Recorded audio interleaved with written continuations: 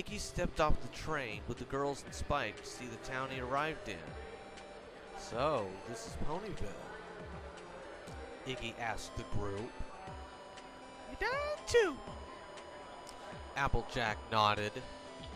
Come on, we got so much to show you.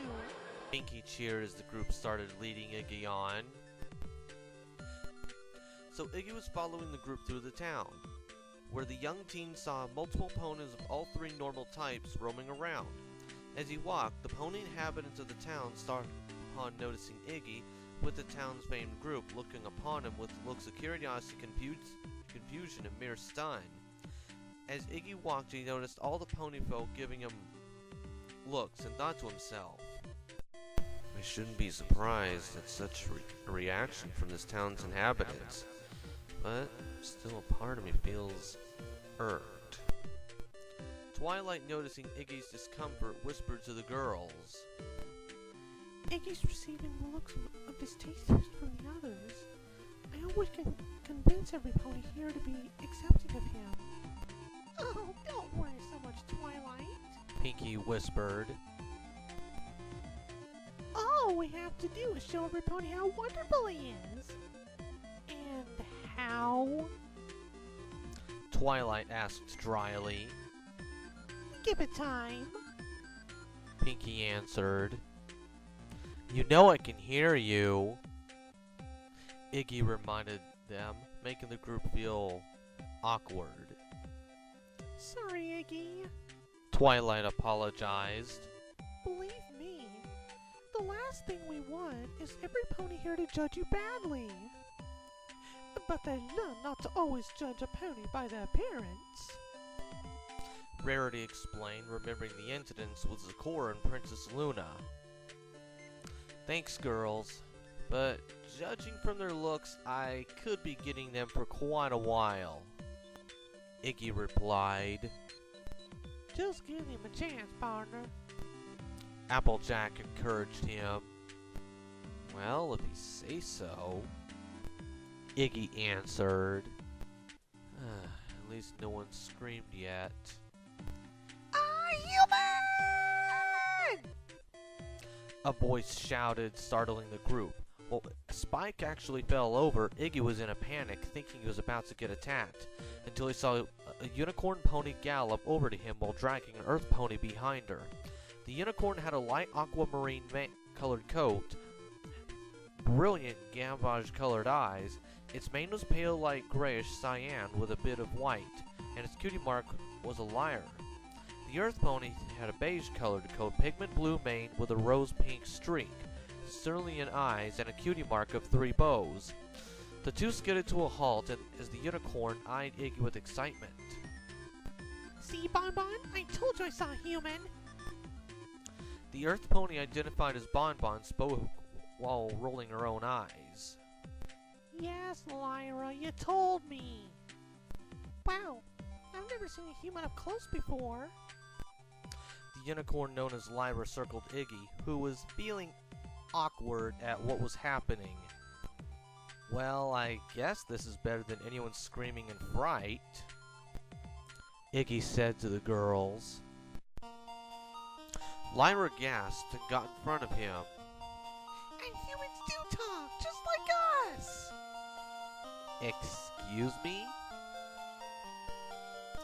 Iggy asked, feeling a mite bit confused by this unicorn's sudden enthusiasm. Lyra, seeing she was making quite the fool of herself, had calmed down. Sorry for startling you, but I happen to be a studier of anthropology. Oh, the study of humans? Iggy asked. Yes, my name is Lyra Heartstrings, and this is my friend Bonbon. She introduced to the two. Hello. Bonbon greeted him respectfully. Hi. Iggy greeted her and Lyra back.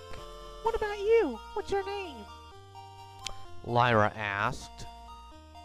My name is Iggy Douglas. He introduced himself. Iggy Douglas. Lyra repeated. I'm terribly sorry for Lyra's excitement. Bon Bon apologized to Iggy. She's just always wanted to meet a human, even though they're regarded as myths. Well, not anymore!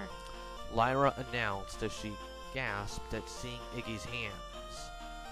Human hands. She looked up at Iggy. May I? Iggy, seeing what she wanted, didn't want to seem rude. Sure. He held out his right hand to her. Lyra got onto her haunches and took his hand into her hoof, marveling at how soft his palm felt and how much his fingers just twiddled. So beautiful. She awed. Iggy started to feel more disturbed, looking toward the girls, mouthing them to help him. Twilight approached and made some space between the unicorn and the human being. Sorry to cut your admiration short, but we really have to get going. She started escorting Iggy away. As the group walked away, Pinkie Pie leaned into Lyra and Bon Bon whispered something to them. They nodded before galloping off.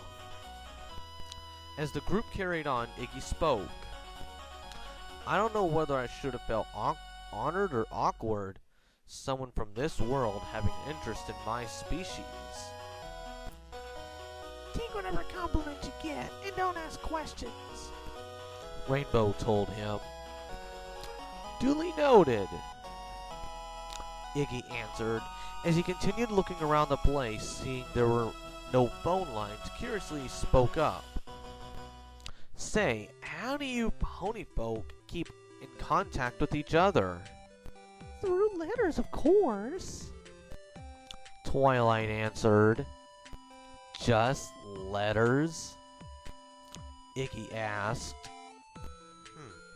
I can imagine it must take a while for the six of you to send something and wait for a response. Actually, whenever we send a message to Princess Celestia, we don't normally have to wait long. Twilight explained.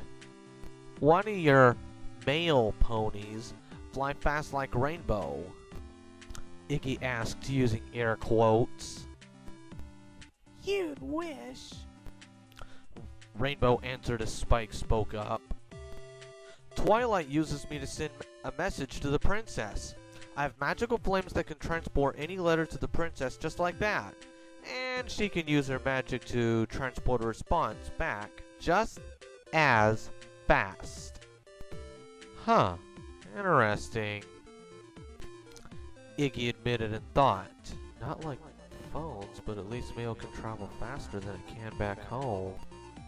They walked as Iggy looked, seeing a tent-like place. What's this place? Rarity, seeing what he was looking at, answered. Why, this is the Ponyville Spa, Iggy. The ponies here there are naturals at making any pony feel as good as new. A spa? I've never been to one of those. Iggy admitted. Then you've been missing out on a lot. Rarity gasped. Well, my dad occasionally says I spend a lot of time in my lab. Iggy admitted. But hey, when you're a super genius and no longer need an education, you tend to have a lot of free time on your hand. No longer need an education? Twilight asked curiously. Yeah, I completed all my education levels. Iggy answered. I haven't gone to school since I was 10. Whoa, you really must be smart. Applejack noted. Yeah, Iggy admitted. Though not needing to go to school anymore does lower my chances of meeting others. Don't you have any friends? Fluttershy asked in worry. Plenty, Iggy admitted. I may not be a student, but if I keep in contact with my closest friends that I did go to school with, still, Waiting for classes to get out so I can contact them is a pain. Ugh. Summer's about the only time that I can truly see them without any interruptions. Well, don't you worry, because we're gonna help you make more friends here!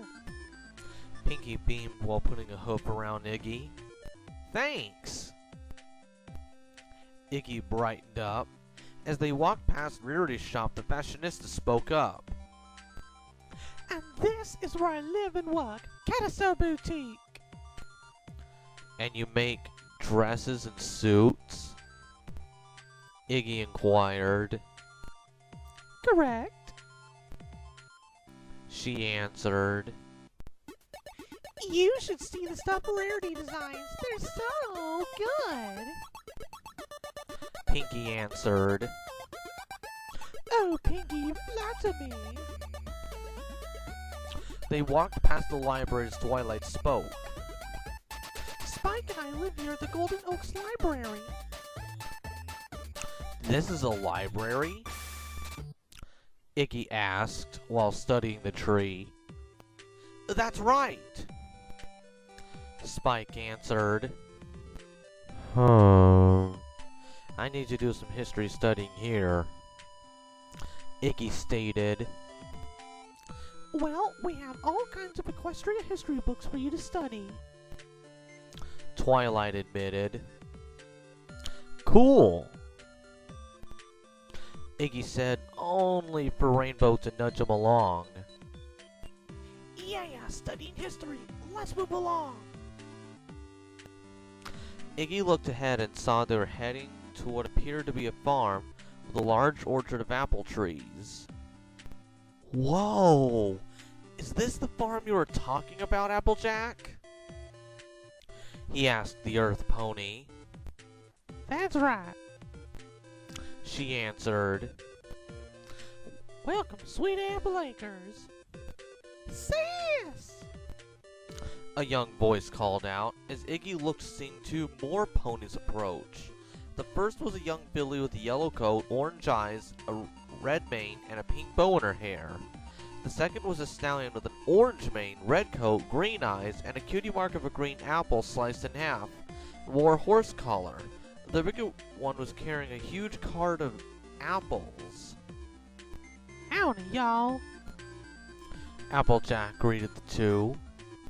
Well, perfect timing. I got some honey here I'd like you to meet. She brought Iggy over, taking the two by complete and utter surprise. I'd like y'all to meet Iggy Douglas. Iggy, this here's my little sister Amber Bloom, and my big brother Big Macintosh. Nice to meet ya. Iggy greeted them. Wow, what are ya? Apple Bloom gasped as she observed Iggy.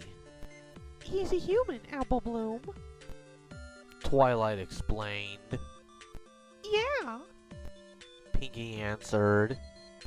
He's from a whole other world, completely different from our own. Huh? Iggy raised an eyebrow as Applejack calmed her sister. Easy there, sis. Don't give her here a scare. Big Mac approached Iggy and extended a hoof. Welcome to the farm, Iggy. Thanks, Big Macintosh. Iggy shook his hoof. So, you all grow apples here? Yep. Big Mac nodded. We grow the best apples here in Equestrian. Apple Bloom added. Here, try one for yourself. Applejack took an apple from the cart and handed it to Iggy. Iggy looked at the tasty-looking fruit before taking a bite out of it. The whole group watched as he chewed and swallowed it, before waiting to see his reaction. Iggy's eyes widened as he spoke. This has to be the most juiciest apple I've ever tasted! He cheered. The apple siblings smiled and seeing how satisfied he was with their products. Glad you like 'em, partner. Applejack smiled. You guys seriously know how to grow good apples, Iggy added as he finished it. It's our specialty. Applejack noted. Yep. Pinky leaned into Iggy and spoke. If you think that's something, just wait till you try some of the treats at Sugar Cube Corner. Huh? Sugar Cube Corner? Iggy asked curiously. Yeah, it's the only bestest place in all of Ponyville. Pinky bounced around. I'll believe it when I see it. Iggy answered skeptically just to tease her. Well then, let's go. Rainbow said as the group left the apple farm. Meet you there. Pinky zipped off. What's she in a hurry for? Iggy asked the group, who looked as they had something to hide, but Twilight answered. Pinky just loves to be there first. I see. Iggy answered, but knew there had to be a deeper reason. Soon they were back in town as Spike motioned up ahead to their destination. There it is, Sugar Cube Corner! Iggy looked at the building and gasped at its gingerbread house design. Whoa, it looks good enough to eat. Well, hope we got plenty of room. Applejack warned him. Because Pinky and the Cakes make some of the most delicious treats. They are absolutely spectacular. Rarity added. Guys! Pinky called as she was waiting by the entrance. What took you so long? The girls rolled their eyes as they brought Iggy in, only to see the place was completely dark. Hey, why is it so dark in here? Suddenly the lights came on, and much to Iggy's surprise, saw just about every single pony inhabitant in the town gathered together. Surprise! The group called. What is all this? Iggy asked in shock. It's your surprise welcome party, Iggy. Pinky explained. Welcome party? Iggy asked while raising an eyebrow. Yeah, to show you you're welcome in Ponyville. Pinky added. And all these ponies came just for me? Iggy asked her. Well, duh! How are you able to put all of this together so fast? Iggy asked in confusion. Never underestimate a pony with a love for parties like me. Pinky explained like she was a secret agent. Come on, Iggy. It's your own party after all. Rainbow said as the girls brought him in over to get to know the other ponies, along with trying some of the other goodies and baked goods made for the party. This is delicious! Iggy beamed as he ate some cake before turning to the cake couple. Mr. and Mrs. Cake, you two have a scrumptious cake. Well, thanks, Iggy. Carrot Cake answered. We do our best to please our customers. Cupcake added as the two nuzzled each other. The main six gathered around Iggy, seeing how much he sampled of the sugary treats. Wow, and here I thought Pinky could clear a table. Rainbow Dash gasped. That can't be good for some pony like you. Twilight noted. Actually, sugar is very good for the brain, Iggy admitted. You'd be amazed at how much eating sugar has been for the growth of my intelligence. And give me the occasional sugar rush. She finished sheepishly. As the party continued, the doors opened, and entering were two Pegasi guards, followed by Celestia and Luna. The princesses! A random pony gasped as every pony in Sugar Cube Corner bowed down to them. Iggy, seeing every pony gathering, including Twilight and her friends, also bowed down to the princesses. Celestia smiled and spoke up. Greetings, every pony. You may rise. Obeying her command, they all rose up. We had a feeling you would all be here. Luna spoke to the six. Well, you're just in time. Pinky replied. We're so glad you two can make it. Twilight added. Well, we had to see that our honored guest is enjoying himself, of course. Celestia smiled before noticing Iggy. Are you having a good time here in Ponyville, Iggy? The best, princess. Iggy answered. Ponyville is quite the place, and the residents here have really proven to be hospitable. And they stopped eyeballing me.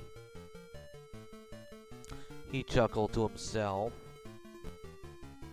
Well, we're glad our fellow princess and her friends could make you feel welcome in their hometown. Luna said. You have all done well. Celestia congratulated him.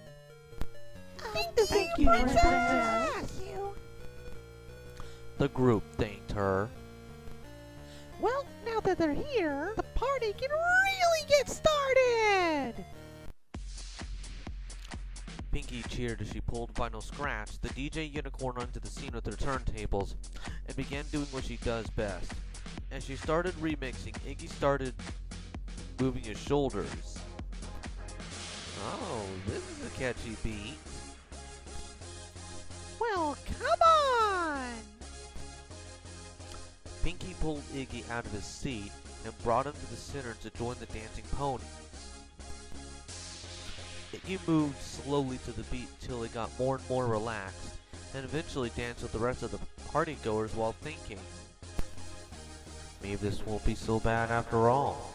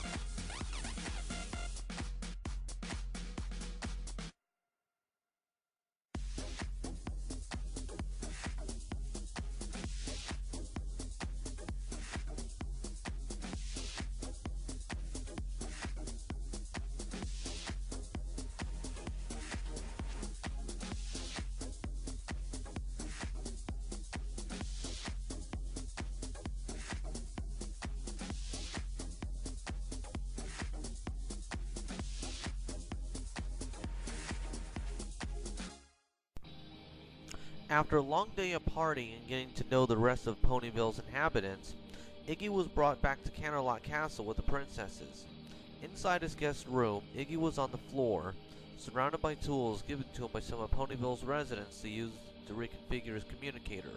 The door opened and the princesses entered. Iggy? Luna asked. Oh, evening, princesses. We've just stopped to inform you. Dinner will be prepared shortly. Celestia explained. Okay, I'll be there. Iggy nodded. And how are your adjustments going? Well, slow, he admitted. These tools are more primitive than the tools I use to work with back at my lab, but it's even better than working with nothing. He looked at his communicator and watched and gasped. Hold on, I think I got something. He made a few more adjustments as he stood up and clicked his communicator watch to project a rectangular transparent screen that was pretty hazy. The two princesses were quite curious as they watched Iggy continue to check on his communicator. Gizmo, come in.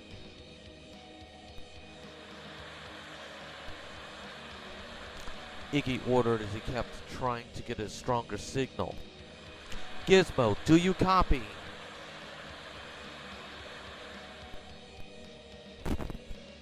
Suddenly, the three heard a voice coming from the screen as it was getting less and less fuzzy. Suddenly, Gizmo's appearance, appeared. Iggy, this is Gizmo. I read you loud and clear. Iggy sighed in sweet relief. Oh, thank goodness. I finally got through to you. I've been trying to get through to you myself, but the signal was coming up with no results. Gizmo replied until he saw the two princesses. Who are those two with you? Iggy explained. Well, where are you, Iggy? Are you alright? Gizmo inquired. I'm perfectly fine, Gizmo. Thank goodness. I was worried about you when the viewing window sucked you in. Gizmo answered. Speaking of which, how's it looking? Iggy wondered. Well, not as good as you'd hope. Gizmo answered in guilt.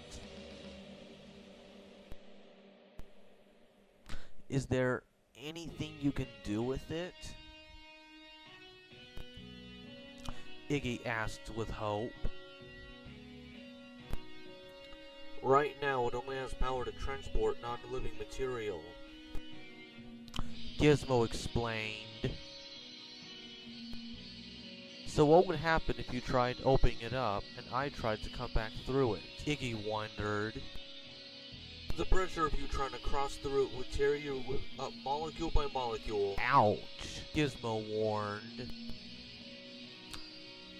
Iggy cringed while the princesses could feel this sounded quite uncomfortable.